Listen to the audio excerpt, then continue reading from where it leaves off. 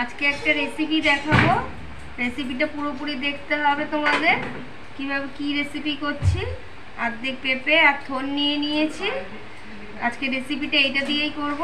আগে থোড়টাকে আমি কেটে নেব ভালো করে।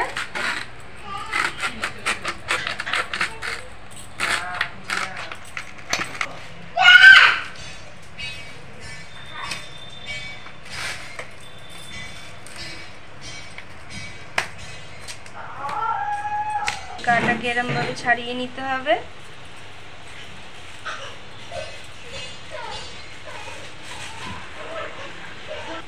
এই যে ভালো করে ছাড়িয়ে নিয়েছি।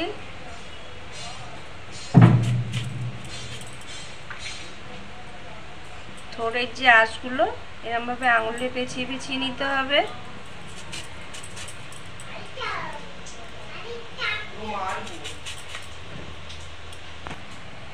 এবার লম্বা লম্বা করে আলু ভাজার মতন কুচি কুচি করে নেব।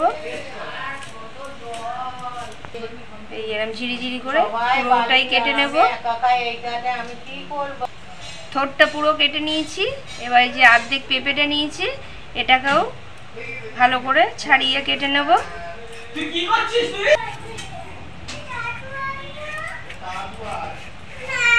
পেঁপেটাকেও ভালো করে ছাড়িয়ে নিয়েছি।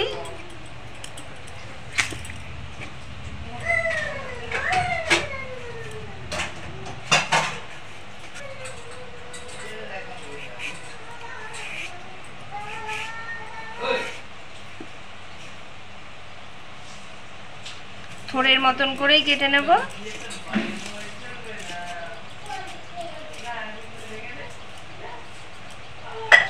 এরকম করে পেঁপেটাকেও কেটে নেব। থোড়টাকে তো ঝিরি ঝিরি করে কেটে নিয়েছি, ধুয়েও নিয়েছি। পেঁপেটাকেও তো দেখলেই তোমরা ঝিরি ঝিরি করে কেটে ধুয়ে রেখে দিয়েছি। অল্প একটু নুন দিয়ে থোড়টাকে একটুখানি সময় মেখে রাখবো ঠিক এরমভাবে করে। আগে থেকে গ্যাস অন করে খালি কড়াইতে তেল দিয়ে দিয়েছি। তেলটা গরম হওয়ার জন্য একটুখানি সময় নেব। তেল গরম হয়ে গেছে। আগে থেকে বড়িগুলোকে একটুখানি আমি ভেঙে নিয়েছি। বড়িটাকে ভেজে নেব তেলে দিয়ে।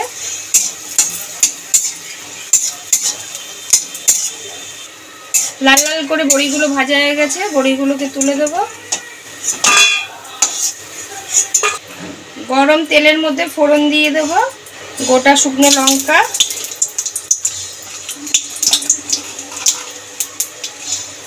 কালো সর্ষে,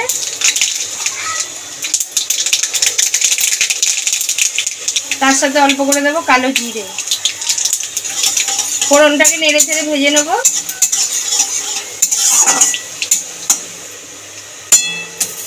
ফোড়নটা ভাজা হয়ে গেছে। আগে থেকে কাটা এই পেঁপেটা দিয়ে দেবো।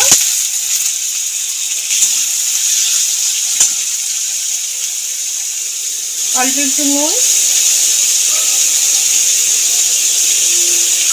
হলুদ দিয়ে ভাজতে থাকবো।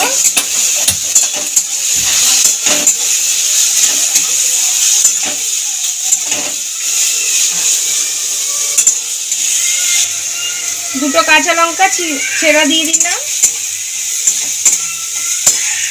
পেঁপেটা ভাজতে ভাজতে এটাকে দেখো নুন দিয়ে মাখিয়ে রাখলে একদম নরম হয়ে আসে আর কত জল বেরোয়।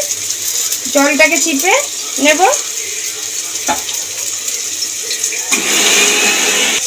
থোড়টাকেও দিয়ে দেবো। আজকের রেসিপিটা হচ্ছে পেঁপে দিয়ে থোড় ভাজা, তার সাথে বড়ি, একটুখানি হলুদও দিয়ে দিলাম।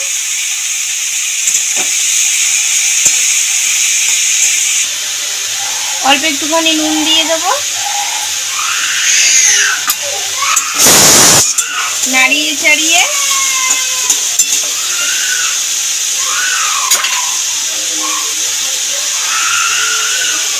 কিছুক্ষণ ঢাকা দিয়ে রাখবো। বেশ কিছুক্ষণ হয়েছে, ঢাকা দিয়ে রেখেছি। ঢাকাটা খুলে দেবো। যদিও মাঝে মাঝে আমি ঢাকা খুলে তো নাড়িয়ে দিয়েছি, নাড়লে তো নিচে লেগে যাবে, সবাই জানো। প্রায় হয়েই এসছে, দেখো একদম নরম হয়ে এসছে থোড়টা। আগে থেকে যে আমি বড়ি ভেজে রেখেছি বড়িটাও দিয়ে দেবো। স্বাদ মতন একটু চিনি দিয়ে দেবো। একটু ঝাল ঝাল মিষ্টি মিষ্টি হলে এই থোড় ভাজাটা খুব ভালো লাগে। আর তোমরা তো বুঝতেই পারছো আমার রান্নাঘরে আমি প্রতিদিনের মতন আজকেও একটা রেসিপি নিয়ে হাজির হয়ে গেছি। আমি তনুশ্রী। আমার রেসিপিটা দেখে যদি ভালো লেগে থাকে তাহলে তোমরা একদিন প্লিজ করে দেখবে। এরকম পেঁপে দিয়ে বড়ি দিয়ে থোড় ভাজা দারুণ লাগবে। একটু নাড়িয়ে নেব আর ঢাকা দেবো না, কিছুক্ষণের জন্য এরকম রেখে দেবো। নাড়াচাড়া দিয়ে ভেজে নেব।